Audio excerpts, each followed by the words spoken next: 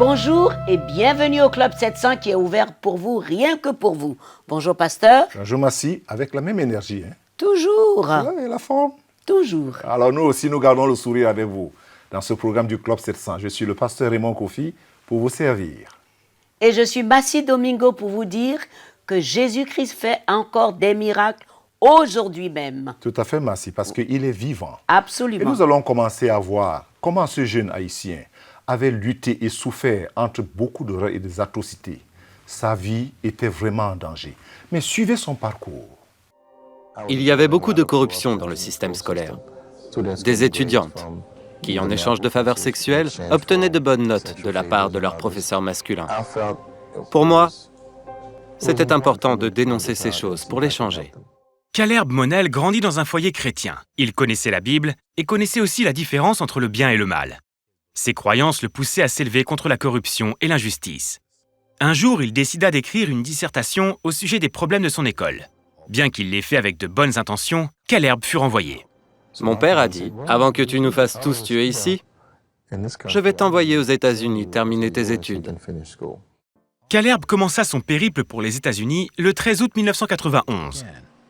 Assis dans son avion en Haïti, il fit une prière qui devait changer sa vie. Je regardais par le hublot et j'ai versé des larmes quand j'ai dit à Dieu, « Seigneur, je ne voudrais pas revenir dans ce pays en homme élégant, instruit et qui a réussi juste pour me vanter. Je voulais revenir pour changer les choses. Je voulais revenir et servir. » Les années passèrent et Caleb travailla parmi les jeunes en difficulté. Se disant que l'Église pouvait changer les choses, il partagea avec son pasteur son idée de commencer un programme d'entraide. Le pasteur refusa. Le pasteur m'a dit, « Je ne veux pas que l'Église devienne un club social. » J'ai répondu, « Ce n'est pas cela, mais nous devons trouver le moyen d'aider. » J'étais désemparé. Caleb quitta l'Église et s'intéressa à diverses religions qui pourraient vouloir l'aider à améliorer la vie des gens. Je voyais les problèmes sociaux, je voyais les problèmes familiaux, je voyais les problèmes communautaires. Et je voulais aider. Si j'entendais qu'il y avait un problème de suicide chez les jeunes, de violence, de drogue, de possession d'armes à feu, je participais à toutes les réunions possibles sur le sujet. En fin de compte, je cherchais bien plus le service aux autres que je ne cherchais Dieu. Caleb continua sa quête et tomba sur la nation de l'islam. Ce mouvement religieux radical afro-américain était actif au sein de la communauté noire dans la lutte contre la drogue et l'analphabétisme. Je me suis dit que ça me semblait bien, puisqu'il voulait aider les gens à faire ce que j'estimais être bien. Caleb joignit le mouvement et monta vite dans ses rangs. Mais après un certain temps, la rhétorique de la nation de l'islam ainsi que les croyances spirituelles enseignées le perturbèrent. Un de leurs enseignements fondamentaux est que Dieu est un Dieu noir. Jésus est noir. C'est un Dieu pour les Noirs. Je ne pouvais pas l'accepter, parce que Dieu n'est pas le Dieu d'un seul groupe ethnique uniquement. Déçu par la nation de l'islam, Caleb se mit à la recherche d'autres moyens d'aider les autres. Une de ses options était d'étudier le droit. Le droit me passionnait, parce que cela avait un rapport avec la défense des gens, être le porte-parole de ceux qui n'ont pas la parole et qui sont sans défense. Tandis qu'il cherchait une faculté de droit, il tomba sur Regent University à Virginia Beach, en Virginie. La devise de l'établissement attira particulièrement son attention. Un leadership chrétien pour changer le monde. Quand je l'ai lu, j'ai eu le coup de foudre.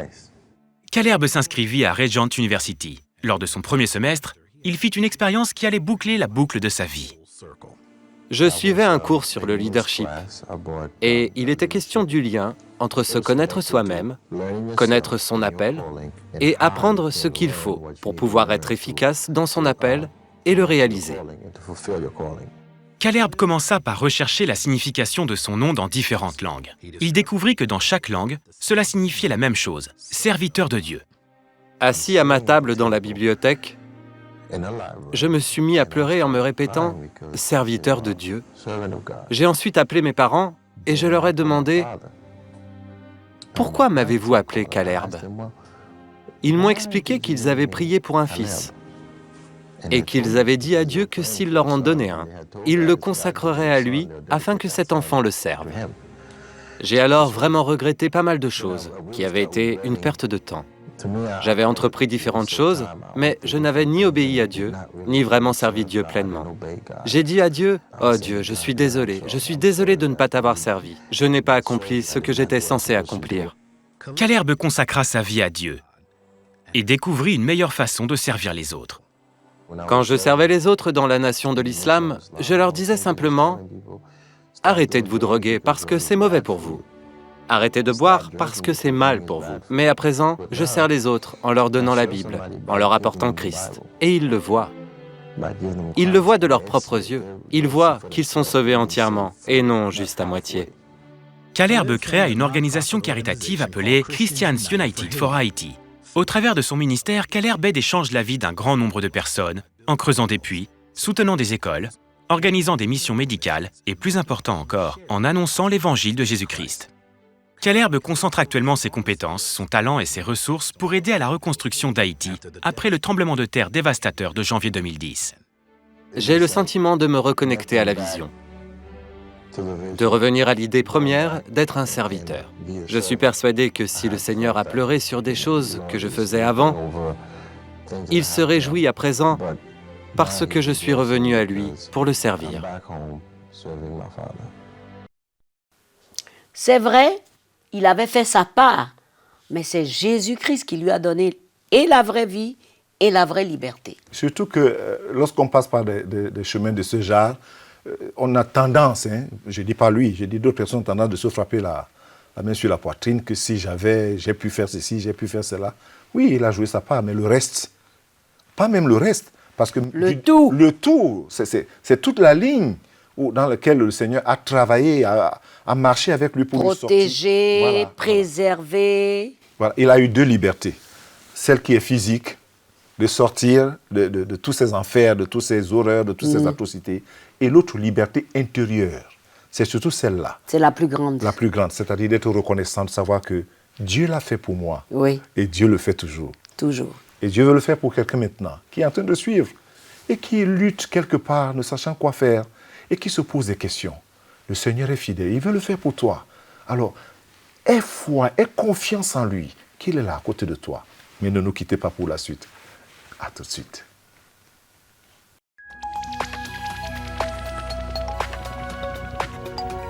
Si vous avez des questions spirituelles, des besoins de prière ou même si vous avez besoin de conseils, n'hésitez pas à nous contacter aujourd'hui à cette adresse ou au numéro suivant. Nos conseillers sont là pour vous aider. N'oubliez pas, nous sommes là pour vous.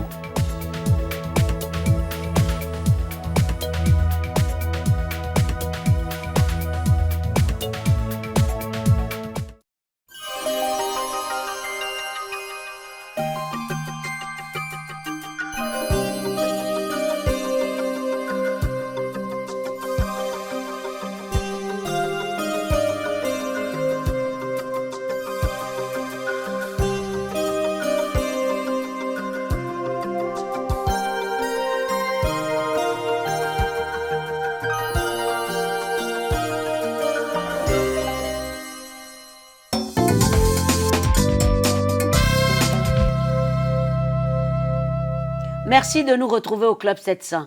Vous savez, à cause d'un accident grave, Dan et Tracy étaient coincés dans leur voiture en flammes. Ils étaient en train de brûler vifs. Il fallait une intervention surnaturelle. Je vous dis surnaturelle. Regardez. Nous étions couverts par tant de débris que nous ne pouvions plus bouger. Tracy avait été littéralement piégée par le moteur et tout ce qui s'était effondré sur elle. J'ai regardé mon mari, il tentait de déboucler ma ceinture de sécurité et puis... Ouch, il a pris feu. J'ai essayé de l'aider, mais je ne pouvais pas bouger. J'étais prise au piège. Le soir de leur 4e anniversaire de mariage, Dan et Tracy Stadler durent lutter pour leur vie dans leur voiture enflammée. Un automobiliste ivre roulant en sens inverse sur l'autoroute les avait percutés de plein fouet. Le chauffeur de l'autre véhicule était mort. Dan et Tracy étaient piégés et grièvement blessés. Toute la voiture était remplie de fumée. Je sentais le cuir brûlé, je sentais la chair brûler. Et je savais que j'allais commencer à brûler très vite parce que je ne pouvais plus respirer. Mes poumons étaient en train de brûler. Des automobilistes arrivèrent sur les lieux et tentèrent de les sauver en les extirpant du véhicule en flammes. Ils arrêtèrent leur voiture pour courir jusqu'à la nôtre, qui était la proie des flammes et de la fumée. Ils commencèrent à prier dès qu'ils arrivèrent à l'épave, et ils se mirent presque aussitôt en action, faisant tout ce qu'ils pouvaient spirituellement pour nous aider. Quoi que devait être la volonté de Dieu, ils ont eu leur rôle à jouer. Je me rappelle que j'étais penchée et je regardais toutes les personnes alignées qui étaient hystériques. Je me rappelle même avoir fixé une femme dans les yeux. Les portières de la voiture étaient bloquées. Un homme tira sur la portière du conducteur jusqu'à ce que la vitre éclate. La vitre se brisa en 1000 morceaux, les éclats volant de tous côtés. J'étais littéralement en feu.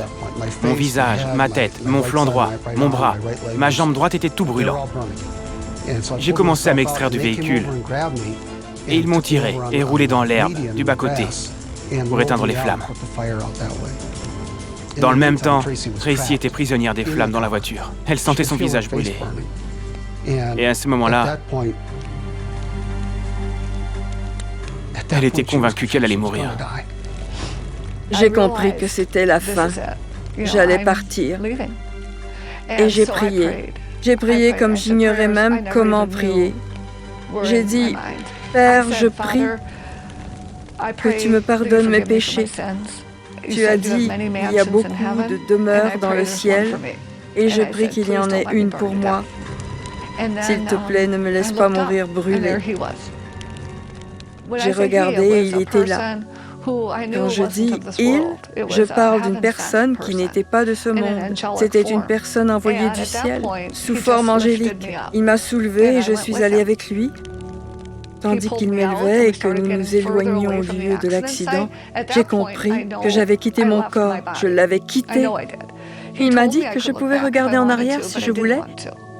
Mais je ne voulais pas. Plus nous nous éloignions, plus grande était la paix que je ressentais. Et cette paix, cet amour, c'était impossible à décrire. Nos mots sont trop limités. Il ne peut pas être expliqué avec des mots humains. Un amour comme quand vous rentrez chez vous. Il n'y avait pas de douleur, pas de regret, uniquement une anticipation. La seule chose qui importait était ma relation avec Christ. J'avais l'impression d'être dans les bras de Dieu, de Jésus-Christ lui-même. Tracy dit que pendant qu'il montait au ciel, elle vit sa grand-mère décédée quand elle était encore petite fille. J'étais si heureuse de la voir et elle était ravie de me voir aussi. Elle m'a reconnue et je l'ai reconnue tout de suite. Je me suis approchée d'elle puis je me suis arrêtée en me disant « Megan, c'est notre fille aînée qui avait 9 mois à l'époque. » J'ai dit « Je dois y retourner. » Je savais que j'allais rencontrer Dieu, je le savais. Mais je ne pouvais pas laisser Megan grandir seule. Nous avons alors commencé à descendre, et ce fut tout le contraire de l'ascension. C'était pénible, c'était froid, c'était rapide et c'était douloureux. Tracy dit que son esprit revint dans son corps brisé et brûlé. Au même moment, les secouristes virent un homme sortir de la forêt et se diriger vers la voiture. Ils le virent approcher de plus en plus de la voiture, et il semblait y avoir une lueur autour de lui. Au même moment, un autre homme, qui se tenait derrière toute cette effervescence, s'est mis à prier avec ferveur pour nous. Cet homme a dit que lorsque l'ange s'est avancé vers la voiture, il a été cloué à genoux pour prier, tellement il ressentait la puissance de Jésus-Christ l'envahir. Un des sauveteurs qui parvint à extraire Tracy dit qu'elle était aussi légère qu'une plume. Elle avait pratiquement flotté jusque dans ses bras. L'ange était là aussi. Il s'est penché sur elle et a posé les mains sur son visage. Il a posé ses mains sur moi et j'ai compris qu'il me guérissait. Il m'a dit « Tracy, tout ira bien ». Il m'a guéri. Il se retourna et regarda un homme en particulier. Lentement et très posément, il lui a dit « Prenez soin de Tracy. » Personne ne connaissait nos noms à ce moment-là. Le sac de Tracy était dans la voiture en train de brûler. Elle avait été tirée inconsciente de la voiture. Le fait qu'il connaissait son nom n'est possible que s'il était envoyé du ciel. L'homme se retourna et rentra dans les bois. Peu après, Les secouristes arrivèrent sur place et transportèrent Dan et Tracy dans un hôpital de la région. Les mois qui suivirent furent remplis de douleurs et de difficultés. Ils devaient se remettre de multiples fractures. Quant à Dan, il avait des brûlures sur tout le corps. Tracy dit que la présence et la paix de Dieu étaient avec elle lorsqu'elle priait. Cela m'a soutenue. Je pouvais sentir la paix de Dieu et le Saint-Esprit me remplir depuis le sommet de la tête jusqu'au bout de mes orteils quand je priais. L'effet fut bien meilleur que tout autre traitement. Dans leur livre « Angels in the Fire », Dan et Tracy racontent comment Dieu a utilisé cet accident pour leur montrer sa présence dans leur vie. Et ils disent qu'ils sont reconnaissants d'avoir eu une seconde chance. Je reconnais simplement que Dieu est avec moi tous les jours, tout le temps. Même dans les plus petites décisions, il est là. Dieu était là pour nous. Jésus-Christ a été là pour nous. En particulier, il a accordé une guérison à Tracy. Mais il a utilisé ce qui nous est arrivé pour beaucoup d'autres choses. Il y a beaucoup de joie dans notre vie. Ce n'est pas toujours le bonheur. Nous ne sommes pas toujours ravis des défis que nous pouvons rencontrer. Mais la joie de Christ est toujours avec nous. Je ne sais pas pourquoi j'ai été sauvée, mais quelle que soit la raison, il a estimé que j'en valais la peine. Je lui suis très reconnaissante pour cela. Les incertitudes de la vie. Tous ceux qui passent ou sont passés par des périodes de grande incertitude ou de grande instabilité dans leur vie ou celle de leurs bien-aimés savent très bien quelle tension elles provoquent en eux. Et surtout quand ces périodes se prolongent. Mais quelle attitude adopter? Premièrement, il faut savoir accepter notre humanité, ce fait que nous sommes limités et faibles, et ce malgré toute la bonne volonté. Deuxièmement, apportons nos difficultés à notre Dieu et Père, car de lui vient notre secours et l'aide nécessaire. Troisièmement, proclamons la vérité de sa parole dans nos circonstances. Il est le Dieu qui change les temps et les circonstances.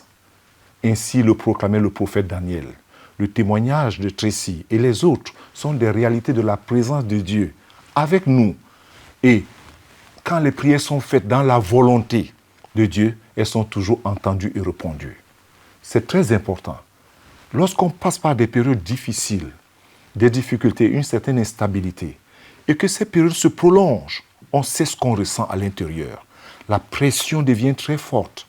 Mais vous savez, dans la vie, plus tu tiens fort, plus tu te fatigues. C'est souvent bien de laisser. Mais de laisser quoi? De laisser se sauver soi-même. C'est le Seigneur qui nous sauve.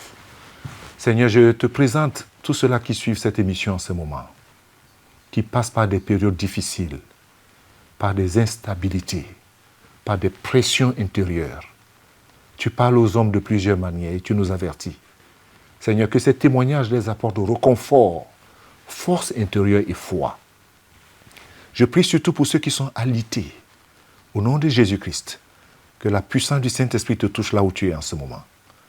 Pour ceux qui sont dans des prisons, pour ceux qui sont dans des prisons intérieures de leur âme, que l'œuvre du Saint-Esprit et la croix du Seigneur vous libèrent.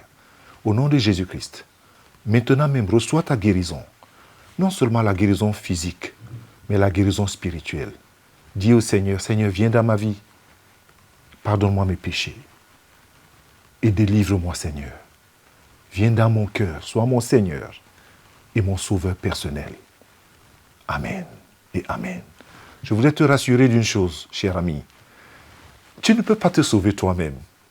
Et ce par quoi tu vis, que tu traverses, sache que ce sont des choses qu'on traverse. Mais Dieu est fidèle lorsqu'on se repose sur lui, lorsqu'on peut mettre sa tête sur son épaule, lorsqu'on peut lui parler comme un père, parce que c'est notre Père. Et c'est ce que le Seigneur Jésus a enseigné dans les Écritures. Lorsqu'il enseigna cette prière, il dit, lorsque vous priez, dites notre Père. Il y a une différence lorsqu'on dit mon Père et mon Dieu. C'est tout à fait différent.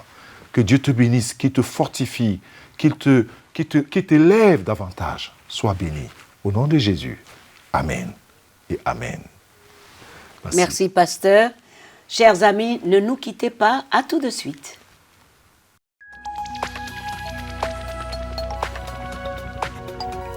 Si vous avez des questions spirituelles, des besoins de prière ou même si vous avez besoin de conseils, n'hésitez pas à nous contacter aujourd'hui à cette adresse ou au numéro suivant. Nos conseillers sont là pour vous aider. N'oubliez pas, nous sommes là pour vous.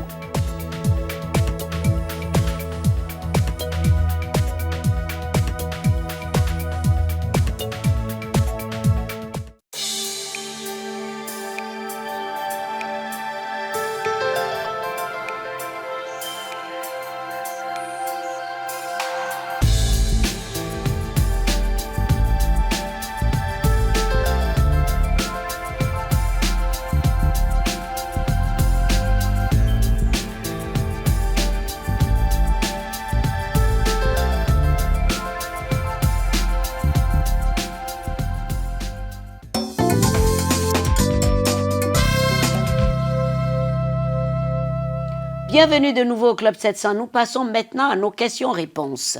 Pasteur, prêt? Alors, elle dit, est-ce que les anges se présentent toujours avec des ailes comme on en voit dans les films? C'est de la fiction aussi. Hein. Un ange peut vous parler facilement? Oui, là, les anges parlent. Les gens voient des anges. Il y a des manifestations angéliques encore aujourd'hui. Ils sont au service des chrétiens, comme la Bible nous enseigne. Oui. Mais il ne faut pas toujours penser que parce que on a vu ou bien on a écrit, on a dessiné un peu les anges avec les ailes, c'est comme ça qu'ils se présentent toujours. Non, Ouais. ils peuvent prendre les formes qu'ils veulent. Un ange peut prendre la forme qui lui convient pour apparaître à quelqu'un, mais pas toujours parce qu'on a vu dans les films, mais aussi de répondre aux personnes que la Bible le dit dans l'Apocalypse, qu'on a vu, ils avaient 6 ailes, hein, 6 ailes. Et il y a une longue explication à donner sur ces 6 ailes, mais on ne va pas en parler ici. Mais ce n'est pas toujours comme ça. Que les anges se présentent avec des ailes. Voilà. Voilà. Deuxième question, je suis toujours avec vous de tout cœur. Est-ce que votre Jésus peut me donner la force d'abandonner le vin et les passions du monde pour lui être agréable? Je voudrais aussi aller à l'église comme les autres. Bonne question et aussi bon souhait. Oui, Jésus peut lui délivrer, d'abandonner les passions de ce monde, la cigarette, la boisson et tout. Il a fait. Les témoignages que nous montrons déjà, lorsqu'il parle qu'il est de tout cœur avec nous, ça veut dire qu'il suit les miracles que Jésus accomplit dans la vie de certaines personnes qui étaient débauchées, emportées dans les vies de ce monde, et comment la puissance de l'Évangile les a délivrés. Alors la puissance de l'Évangile peut délivrer tout cela qui regarde ces émissions et qui croit. La clé, c'est quoi? Croire. Je crois que le Seigneur veut le faire pour moi. Mais une chose, Massi, Dieu ne peut jamais te délivrer d'un vice que tu aimes. Ça, Si tu ne veux pas t'en détacher toi-même. C'est-à-dire que Dieu ne peut pas te guérir ou te délivrer de quelque chose que tu aimes. Que tu ne veux pas Que tu ne veux abandonner, pas en fait, abandonner. quand tu dis que Voilà. tu aimes. C'est ce Si que tu veux aimes quelque dire. chose, tu ne pourras pas être délivré. Il faut d'abord qu'il y ait ce désir, désir. que je suis fatigué de ça. Oui. C'est important. Il Voilà. peut le faire. Pasteur, à quel âge vous pensez qu'une femme doit penser au mariage? Oh là là, mais À Massi, quel âge la femme peut se marier? Les gens se sont mariés à 16 ans, ma mère s'est mariée à 16 ans, à 18 ans, à 20 ans. Il y a combien d'années? Oui, mais même jusqu'aujourd'hui encore, la dernière que j'ai vue se marier à l'église, elle avait 52 ans. J'ai béni. Le Seigneur est fidèle, il n'y a pas d'âge pour cela. Et pourquoi tu prends cet air si bizarre? Non, parce que c'est pour encourager les gens, de ne pas se décourager, de ne pas abandonner, de ne pas penser que, oh, je suis un peu trop âgé. Ou un peu trop jeune. Ou encore trop jeune. Oui, mais il est encore trop jeune, parce que ce n'est pas à 14 ans ou à 13 ans qu'on va envoyer une fille en mariage. C'est dangereux? C'est pénible. Il ne faut pas envoyer un enfant en mariage. Quand on dit femme, ça comporte beaucoup de choses, Massi. Femme, ça veut dire quoi? Accompli. Accompli, voilà. Donc, il faut envoyer quelqu'un qui a une certaine maturité, une certaine compréhension des choses. En mariage, on ne va pas en mariage parce qu'on a déjà peut-être des formes, non. Il y a plus en cela. Donc, on peut se marier à n'importe quel âge, mais pas l'âge plus bas là-bas. Hein, non. Faut croire. Vous voyez que le pasteur, vraiment... Non, j'essaie d'apporter des réponses selon que la parole de Dieu nous enseigne, Massi. Très bien, très bien. Mes amis, merci de continuer à nous suivre. Voici l'histoire de la petite Vivina du Kenya qui, orpheline à 3 ans, s'était retrouvée comme bonne à tout faire chez son oncle. Vraiment, je ne sais pas quoi vous dire. Regardez.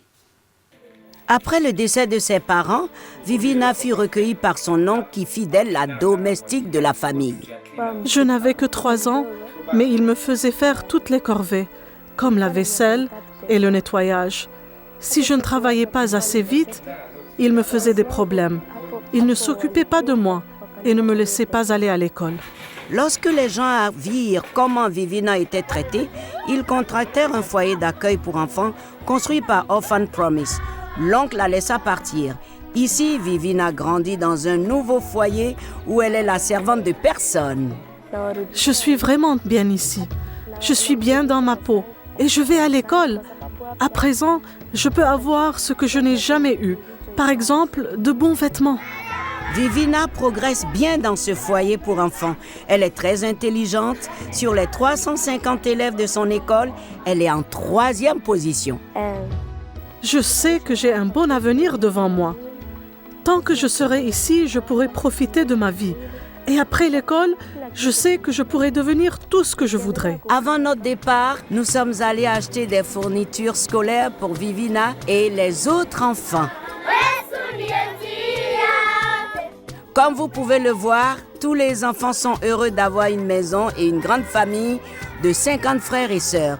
Ils reçoivent des repas chauds chaque jour et sont entourés de gens qui s'occupent d'eux. Je remercie Dieu pour vous tous et prie qu'il vous aide à vous occuper d'autres enfants comme moi. Merci. À la fois, c'est pénible lorsqu'on commence à regarder l'histoire, mais après, lorsqu'on voit la suite, on dit, il y a un Dieu qui est bon, qui est le Père des orphelins. Et Opération Bénédiction et le cœur exprime juste le cœur de Dieu qui s'occupe des orphelins. Partout dans le monde Massy. Oui, actuellement, c'est Orphan Promise, l'organisation qui s'occupe des orphelins partout dans le monde. On voit que Vivina est épanouie, elle va à l'école, elle mange à sa faim, et cela grâce aux dons des uns et des autres. Alors cette histoire, personnellement, m'a fait pleurer. Oui, quiconque suit cette histoire se pose quand même des questions. Est-ce qu'on peut encore faire des choses comme ça Aujourd'hui, oui, il y a les gens qui le font. Maltraiter un enfant de 3 ans, c'est une méchanceté qui n'a pas de nom. Mais lorsqu'on voit ce qui s'est passé, je veux dire, la solution qui a été apportée par des dons des autres, on dit, vous qui nous suivez, soyez partenaires pour voir combien d'enfants sont comme ça, combien cherchent de l'eau à boire, de l'eau potable. Ils sont nombreux. C'est un appel. Et vous pouvez donner librement. Tout à fait. Dieu aime ceux qui donnent librement. Tout à fait, merci. Allez sur notre site et cliquez dans la case « Donner » et c'est fait. Mes amis, je vous dis au revoir, mais attention, suivez-nous sur le site, écrivez-nous à l'adresse qui se présente devant vous et surtout, n'oubliez pas les merveilles de Dieu. Au revoir, pasteur. Merci, Massy.